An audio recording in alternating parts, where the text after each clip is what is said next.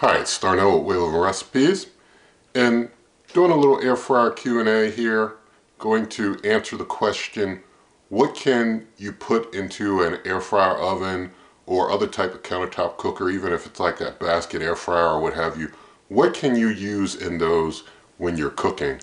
And so hoping this helps you with that.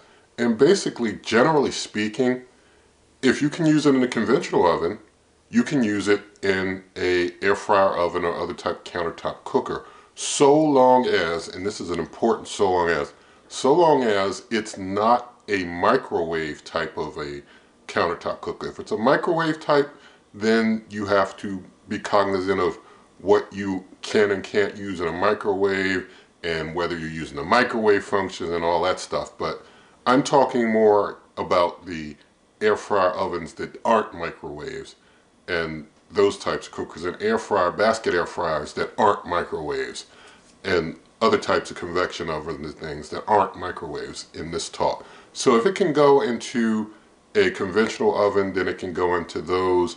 If you're not used to using a conventional oven, basically you can use things like metal pans, you can use ramekins, you can use other types of pans that are metal and are usually used for high heat cooking or for high temperature cooking. You can use those. If it's like a Pyrex type of cookware, you can use those in these types of countertop cookers. And again, it needs to, of course, be able to fit. If it's like a basket air fryer, then it needs to be like a ramekin that's small enough to fit into the basket, or a pan that's small enough to fit into the basket, to give you an idea.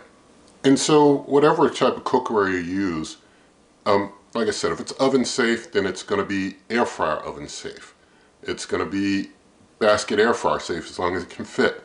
And when we get away from like the cookware of like pots and pans and things of that sort, there's other things that you can use, such as like parchment paper. Parchment paper can be used usually for baking. You can bake cookies and things on parchment paper. That way it's easy to get them off the pan.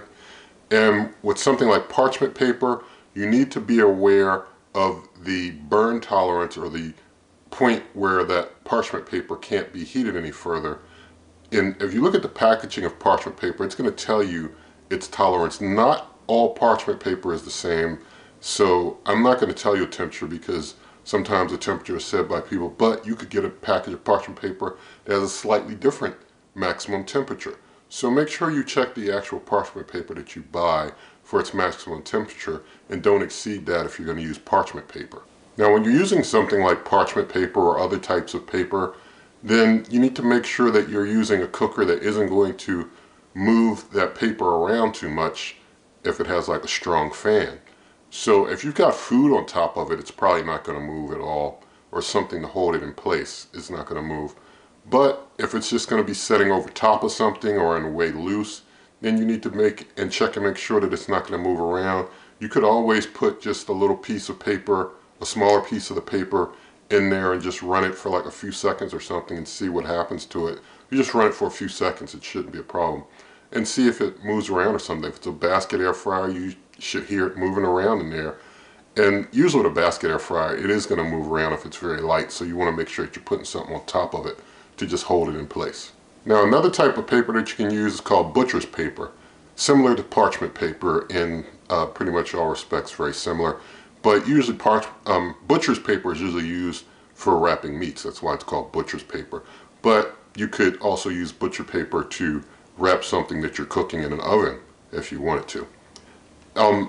Next thing I want to talk about was aluminum foil. Aluminum foil, I will say, I know a lot of people are just, default to that. I personally don't use aluminum foil anymore. As I learned about health matters more, I turned away from it, and that's something that you will need to research on your own and look into yourself. For me, it's not for me, so I'm going to leave that there. And so I wanted to just mention, though, if you're wondering about like oils and what oil you can, can you use oil in a basket air fryer or whatever? I made a whole video about that, about can you use or when to use oil.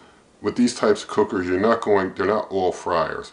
so it's going to be used to a minimum. But I made a video detailing that. I also made a video about cooking tips and health myths to talk more about oils and health. And so you want to check those videos out. And let's see. There's also like over 800 videos here on the channel of different types of cooks using these types of cookers. So if you're not familiar with using these types of countertop cookers, I think just watching some videos here will help you to better understand how to use them, and just seeing what I use in mine and my techniques will probably help you as well. Now I do want to mention that nothing in this video is sponsored, nothing given to me, nothing in any of my videos is sponsored. No one gave me anything in any of my videos. I do it all myself. I pay for them out of my own pocket, and that's how I like to run things. I don't take anything from any of these folks. So, if you want to help the channel, in the video description, lots of ways to do that, such as cookbook merch membership, donations, and also my blog. Blog is superwaveovenrecipes.com. Again, that blog address is superwaveovenrecipes.com. There's a buy me a coffee link there where you can also make donations. There's also a link in the video description to my Amazon shop where you pay the same price, help the channel if you're planning on buying something. And so lots of ways to help out if you would like to. And so with all of that said, if you did like the video, please give it a thumbs up, share the video with a friend, leave your comments, subscribe to the channel, hit that notification icon, and good eating.